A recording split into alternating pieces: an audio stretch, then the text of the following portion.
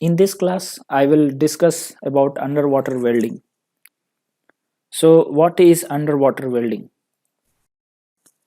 So, let's take an example of this ship. Let's suppose there is some problem in some portion, like some part is broken, and that has to be repaired by welding. Okay, and that part is basically it's not on the it's not above the water, rather it is below the water surface. Now how it can be welded? So one method is that whole ship can be lifted up. Okay, so that that portion which is right now weight, so that can be dried. Okay, it can come out of the water surface, and then easily we can weld.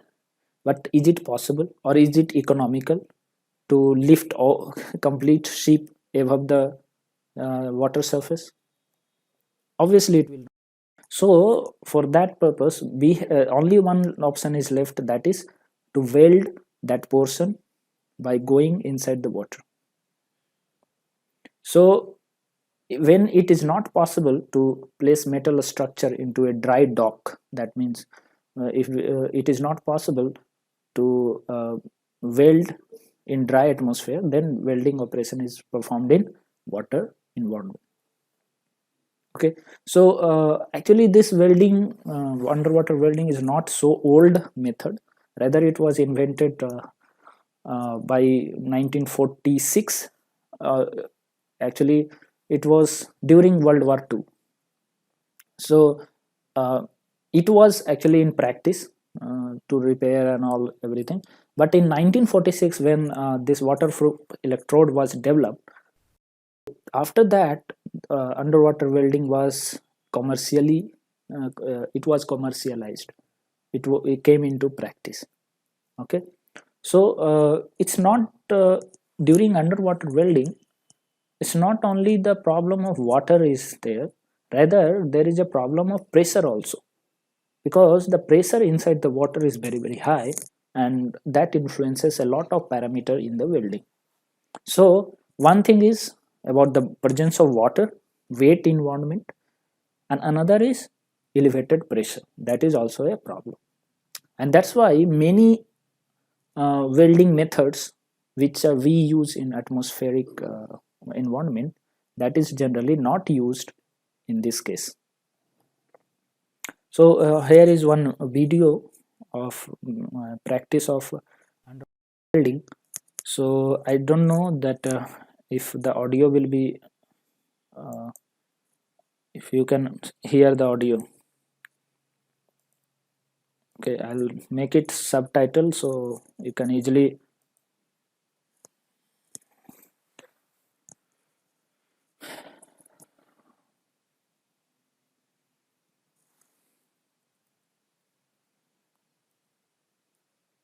Okay, so this is the whole setup of underwater welding. This is the helmet.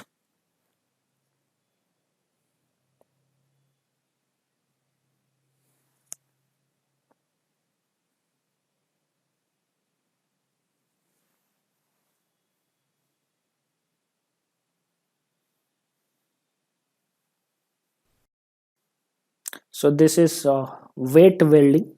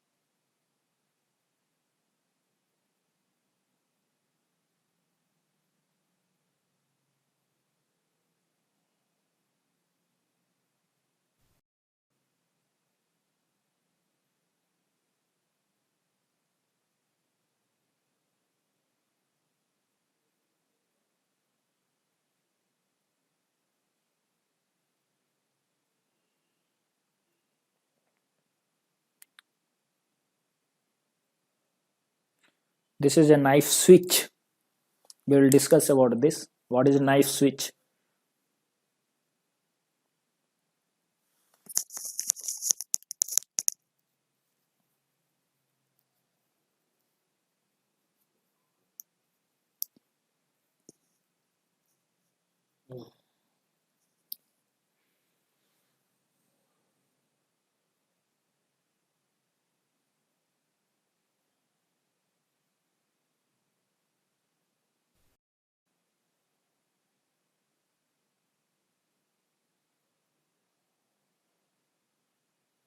Okay.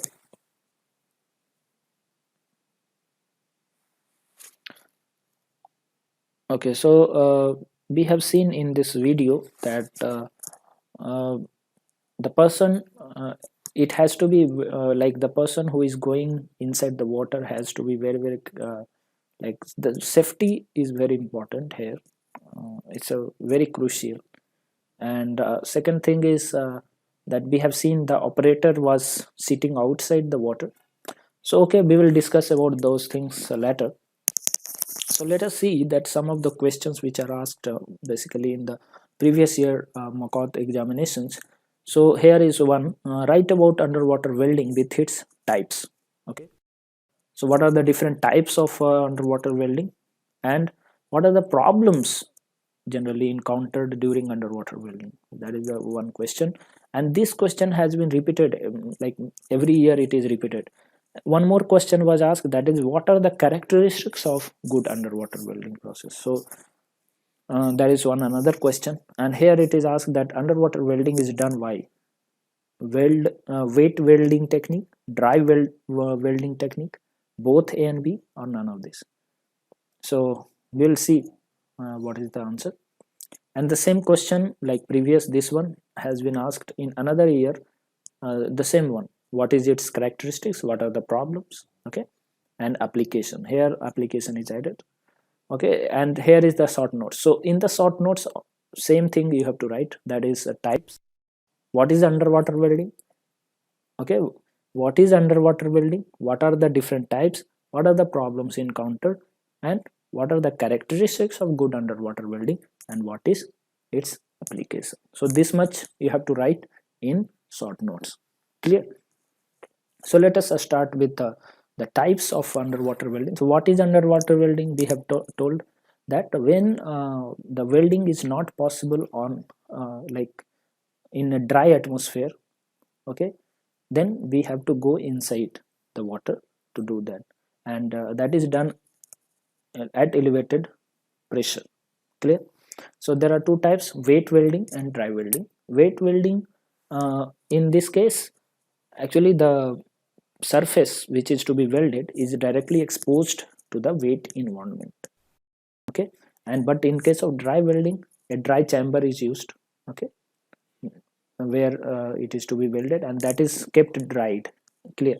So the arc does not come in contact with the water.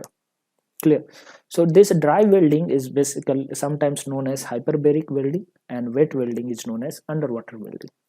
So underwater welding, sometimes if we say, then it means that weight welding we are talking, not the dry welding. Clear? Now see here, what are the differences between weight welding and dry welding? In the circuit, if you see it, here we have a knife switch. Clear? So this knife switch we have seen in the video, that this is required because here there is a lot of chance in case of wet welding I'm talking, because the water is in directly contact with the current, or you can say the arc. So so there is a chance of shocks and many other problems arises because of continuous current flow. So that's why this knife switch is used, which completely detached, like disconnects the whole this portion from the power source. Okay, now what are the applications of underwater welding? So many applications are there nowadays. Earlier it was only used for the maintenance and repair work, okay, and this maintenance and repair work of the damages. What are the damages which are caused by fatigue or accidents? Mainly accidents, or mainly it is due to the corrosion. due to corrosion some parts will be useless, so we have to replace that. Okay, so that replacement work. And nowadays this practice is going on, that is new construction is and installation is now it has come in practice. Okay, by the advanced welding, underwater welding methods, we can also do the construction work inside the water welding, now inside the water. So commonly used welded materials, so generally steel is welded, most commonly used, or you can say welded material is steel. Sometimes aluminum and copper is used. Now what are the characteristics, what should be the characteristics of a good underwater welding? So the first characteristics should be, it should be inexpensive. We know that as soon as you enter inside water, you can see, you saw the in the video, there's so many equipments are required, costly equipments, you know, the pressure and all, everything has to be kept proper, and all lots of things are there. And when you like when it becomes, you know, costly, then there is a problem of flexibility, because if we want to reduce the cost, then we have to compromise with the flexibility. So we have to choose such a welding process, underwater welding, which is low cost and at the same time flexible also. Now it should have minimum electrical hazards. Okay, and speed at least 20 centimeter per minute we can get, that is good. Good visibility should be there, that is important. Without visibility, how we can, okay, and good quality build we get. The operator should be comfortable inside the water, that is required, and automation can be done easily. So these are the characteristics of good underwater welding. Now we will talk about wet welding and dry welding. So wet welding basically, uh, I told that it's directly in contact with the surface is in contact with the water, so that is to be welded. Okay, so in this case we generally use a special electrode, that is actually waterproof electrode is used. Okay, and it is more effective. Wet welding, we will talk about, we will compare the dry and wet welding. So so here we are using power supply, that is DC power supply. We are not using AC supply because of you know, greater chances of shocks and negative polarity, or you can say a straight polarity. So this is a picture of you know, wet welding, where the arc is directly in contact with the water environment, wet environment. Okay, so here because of when we are using positive polarity, rapid deterioration of electrode happens. Okay, AC is not used because for the safety purpose. Okay, and the power source should be a direct current machine rated at 300 to 400 amperes.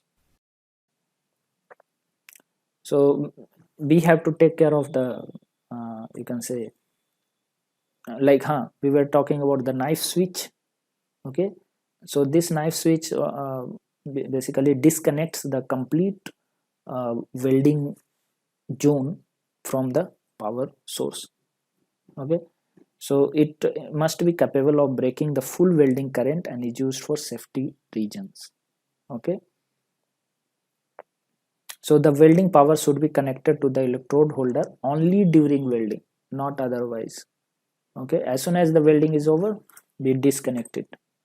Okay, so direct current with negative or a straight polarity is used. Okay, next we will talk about waterproof. We have already told, all must be insulated, that is very important. All the connection must be well insulated so that white water cannot come in contact with the metal parts. And if in any case this insulation leaks, then there what will happen, the current will lose, or you can say the current will leak away, and the arc will become weak.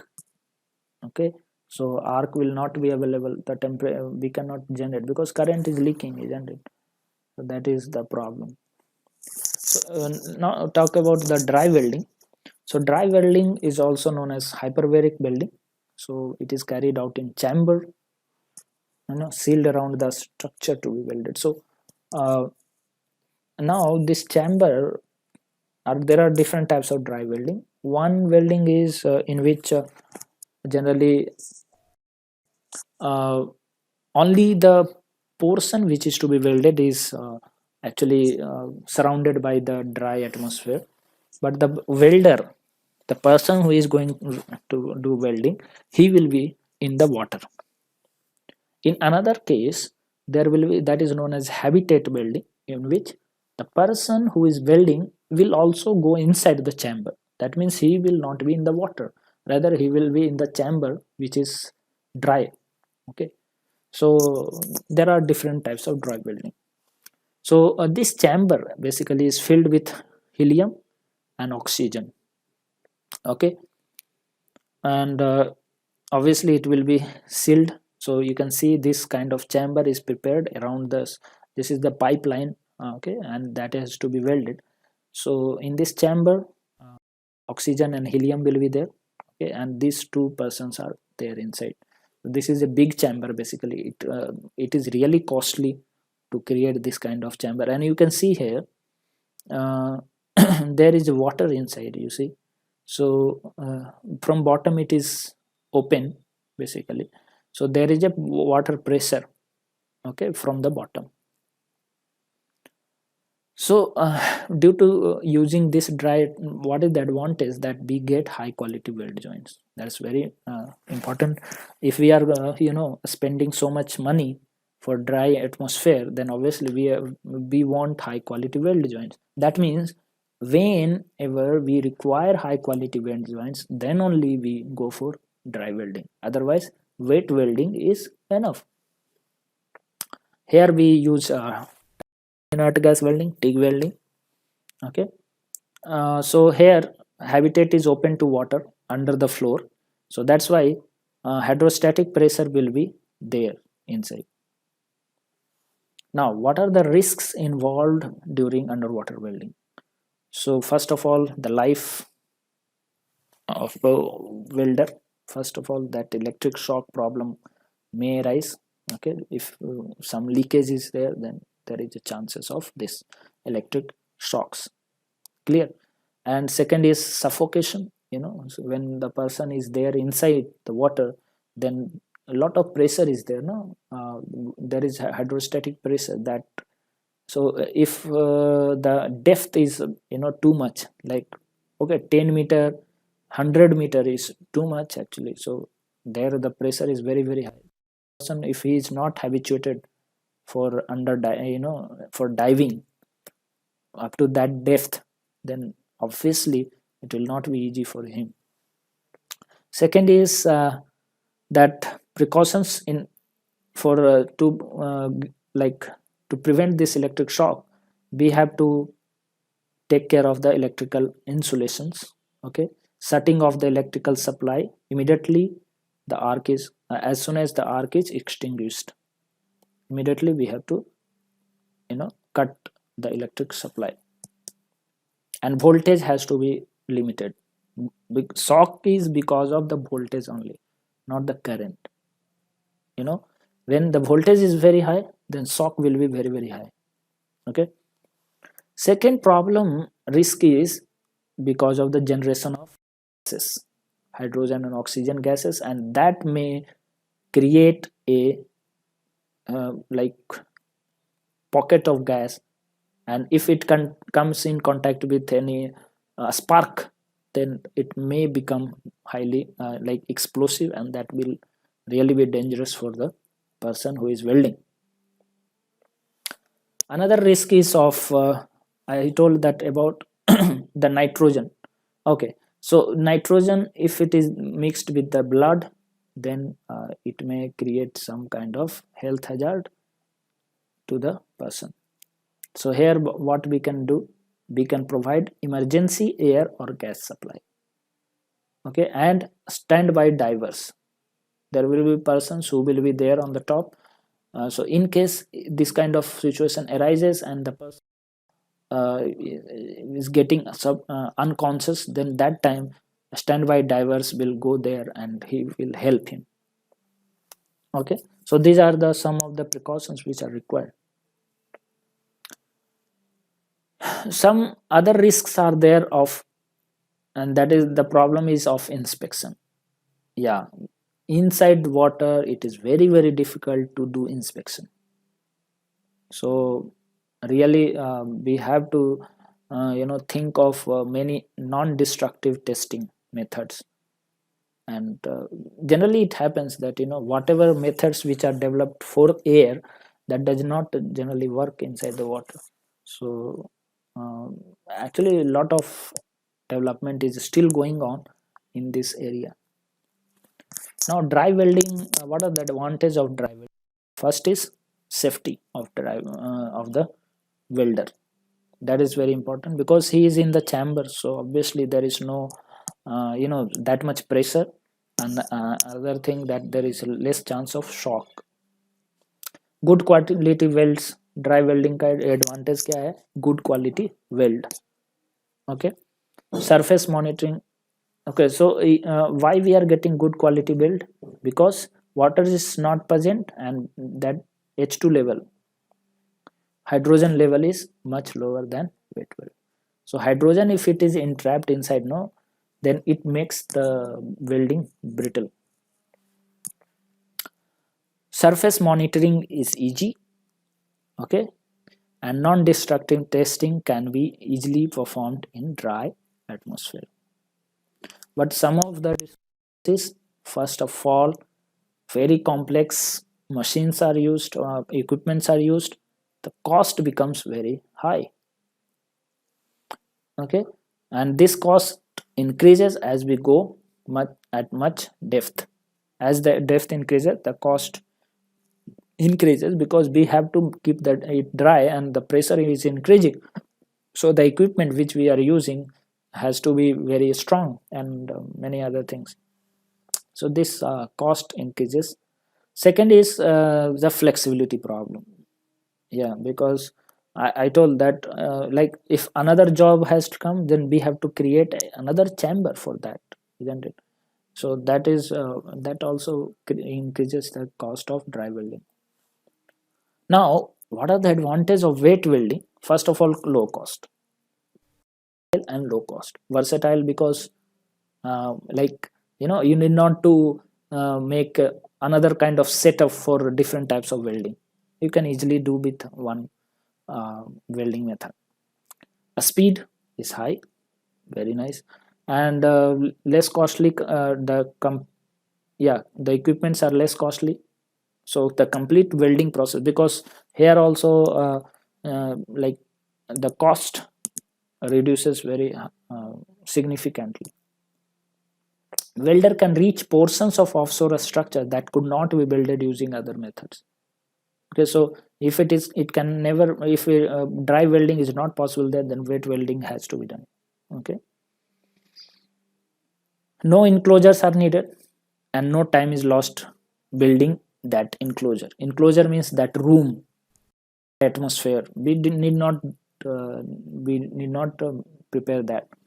So any like a standard welding machine and equipment that is available, that can be used easily, and the movement and all of those things, mobilization is very very easy. But there are some disadvantages. What is that?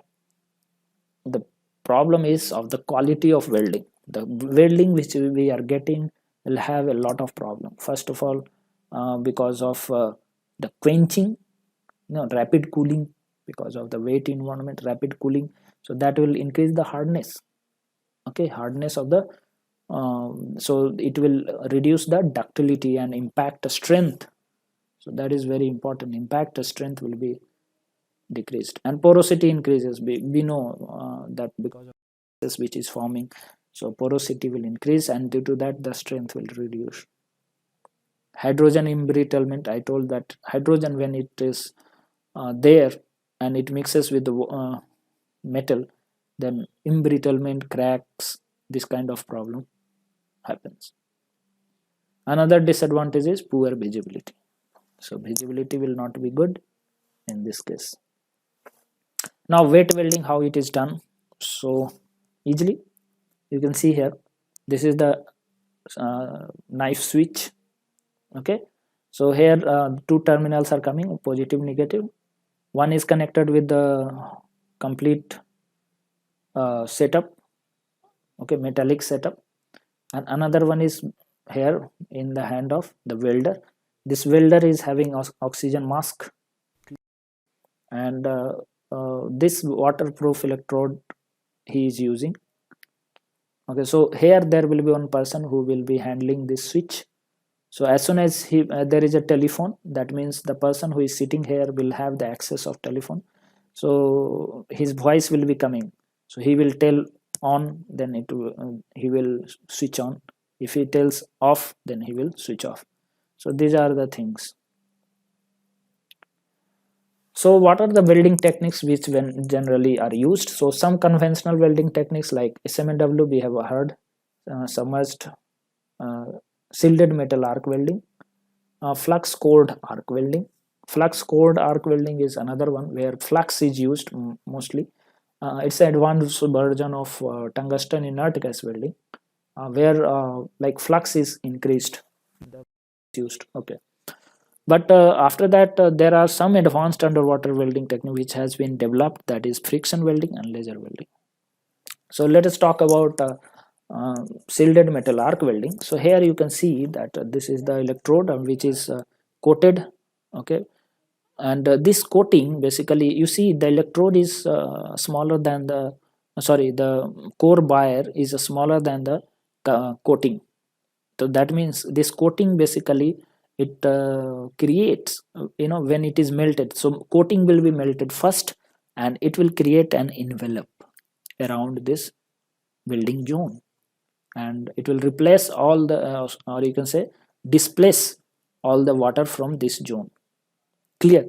So this is how it is done. So never this core wire will be bigger than the coating. Okay, so here this is written that direct current is used, as we have studied, and a straight polarity or negative polarity is used. What are the advantages? Versatility, simple experiment setup, economy, okay, and good quality are the advantages. But one thing we have to care is about the insulation. Now flux cored arc welding, I told that it is similar to tungsten inert gas welding, but only thing is that there will be flux, there a lot of flux is used in this case. In tungsten inert gas welding we have already studied what is tungsten inert gas welding. So here a wire filler rod is separately used. So due to the separate filler rod or wire, there is its flexibility increases more, and that's why tungsten inert gas welding is like more versatile than shielded metal arc welding. So most used power source is AC in this case, and it uses argon as the shielding gas. Now friction welding, this is the friction welding where this one is rotated against this surface, and due to this rotation, due to the friction, this place gets melted, and not melted, basically we can say that it's a fusion kind of thing, like it's not completely melting, rather this zone basically is melted, but the whole thing is known as solid state welding. Okay, and this one is the laser welding. So here also these bubbles, actually because of the shielding gas, here shielding gas is coming. So due to the shielding gas, this area basically is enveloped. Okay, and all the water is replaced from this place in the form of bubbles like this. Okay, so this was all about underwater welding. We have discussed what is underwater welding, what are the different types of underwater welding, that is wet and dry, what are the advantages of wet and dry underwater welding, what are the disadvantages of dry and wet underwater welding, and then we talked about what are the favorable characteristic of good underwater, and what are the applications we have discussed, so, and what are the risks involved in it, and how to overcome those risks. So this is all about underwater welding. Thank you very much.